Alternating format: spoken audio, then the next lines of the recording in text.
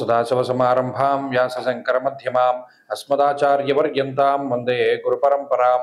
జ్యోతిష్ శాస్త్రాన్ని భావితరాల వారికి ప్రసాదించిన ఋషుల యొక్క పాదపద్మాలకి నమస్కారం చేసుకుంటూ, అలాగే నాకు ఈ జ్యోతిష విద్యను నేర్పిన గురువర్యులు జ్యోతిష బ్రహ్మ కీర్తిశేషులు శ్రీ ఈరంకి సూర్యనారాయణ మూర్తి గారు, సూర్య శ్రీదేవజ్ఞ గారి యొక్క పాదపద్మాలకి నమస్కారం చేసుకుంటూ, ఓం శ్రీ మహాగణాధిపతి నమః, శ్రీ గురుభ్యో నమః, హరి ఓం.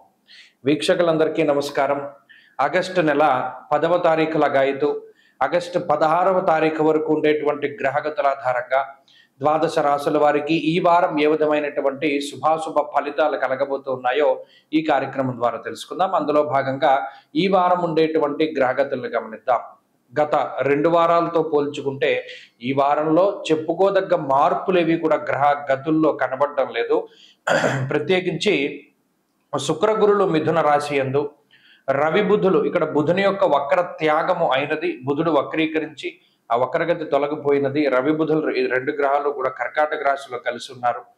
అలాగే సింహరాశి యందు కేతు ఉన్నారు, కన్యా రాశి యందు కుజుడు సంచరిస్తున్నారు, కుంభమందు రాహు ఉన్నారు, మీనమందు వక్రించినటువంటి శనేశ్వరుడు ఉన్నారు.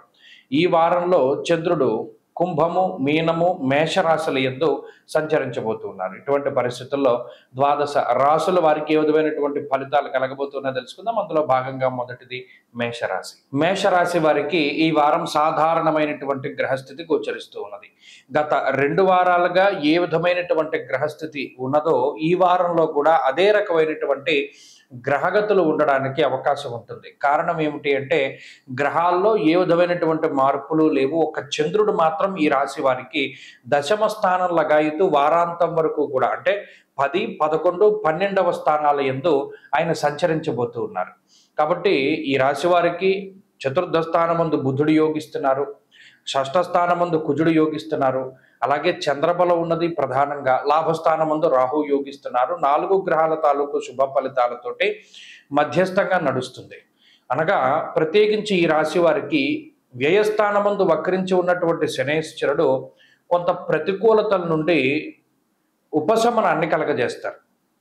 ప్రతిసారి ఇబ్బందులు, ప్రతిసారి ఆటంకాలని కలగజేయకుండా ఏదైనా కొంచెం క్లిష్టమైనటువంటి పనులు కానీ, లేదా ఏదైనా ముఖ్యంగా ఏదైనా ఒక పని చేయాల్సి వచ్చినప్పుడు, లేదా ఏదైనా 3-4 పనులు ఒకేసారి మీద భారం పడిపోయినప్పుడు అటువంటి వాటిల్లో కొన్ని వెసులుబాటుని ఈ గ్రహస్థితి కలగజేస్తుంది. అనగా ఏది ప్రయారిటీగా తీసుకోవాలి, ఏది తక్కువ ప్రయారిటీలో చేయొచ్చు, ఈ పని తక్కువ ప్రయారిటీలో చేస్తే ఇంకొకళ్ళు ఎవరా అంటారా అనేటువంటి భయం కానీ ఇది కానీ ఉండదు.